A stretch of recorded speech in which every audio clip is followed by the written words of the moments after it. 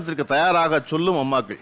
ஐயையோ திருமண பேச்சே பேசாதீங்க அப்படின்னு அதை தவிர்த்து ஓடும் மகளிர். இன்னும் கல்யாணம்னா 5 கண்டிஷன் போடுதுங்க சார். இன்னைக்கு கூட 2 வரன் வந்திருக்கு சார். வேணாம், மதுரை வேணாம், தேனி வேணாம், மெட்ராஸ்ல வேணா, எப்படி சார் கிடைக்கும் நமக்கு? எனக்கு அம்மா பக்கத்துல ஒரு 10 கிலோமீட்டர்ல இருக்கணும். எனக்கு நினைச்சா கார் எடுத்துட்டு போய் அம்மாவை பார்க்கணும் நானு.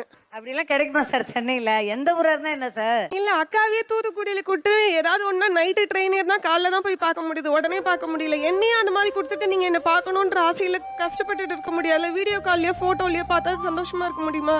நான் ரொம்ப இல்ல ஒரு 10 கிலோமீட்டர் சரௌண்டிங்ல பாருங்க கல்யாணம் படிக்கிறேன்னு தான் சொல்றேன்.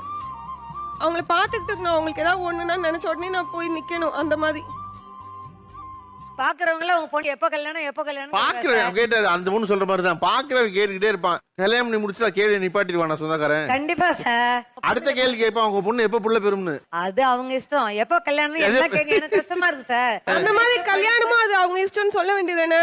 அப்படிலாம் சொல்ல முடியாதுங்க நல்ல சொந்தக்காரவங்க கிட்டலாம். அது நீங்க சொல்ற ஜெனரேஷன்ல அப்படி இருந்தது ஓகே, பட் இப்போ அப்படி கிடையாதுன்னு நாங்க நம்புறோம். உனக்கு இளம போயிரும், அது போயிரும், இது போயிரும், நீங்க ஒரு லைஃப்ல அவளை போட்டு தள்ளுறீங்க. கேக்குறாங்க ஜோஷியம் அது இதுன்னு எல்லாத்தையும் நம்புறாங்க. ஆனா எங்களை நம்ப மாட்டாங்க. அடுத்த மாசம் கல்யாணம், நீ கல்யாணம் பண்ணிக்கோ அப்படின்னா அவங்க கூட பேசணும். எங்களுக்கும் அவங்களுக்கும் செட் ஆகுமான்னு நான் பார்க்கணும். எதுவுமே பார்க்காம கல்யாணம் பண்ணிக்கோனா ஸோ நான் திரும்ப சொல்ற அதே விஷயம் தான். அவங்க ரொம்ப தெளிவா இருக்காங்க. அந்த டைம் தான் அவங்க கேக்குறாங்க. நீங்க அதுக்கு அவங்க சப்போர்ட் பண்ணீங்கன்னா கண்டிப்பா உங்க ஆசையை அவங்க நிறைவேற்றுவாங்க. ஏன்னா அம்மா மேல எல்லாமே பாசம் வச்சுட்டு தான் பேசுறாங்க. நான் அது செய்யறேன் இது செய்யறேன் இவ்வளவு சொல்றதே பெரிய விஷயம் தான்.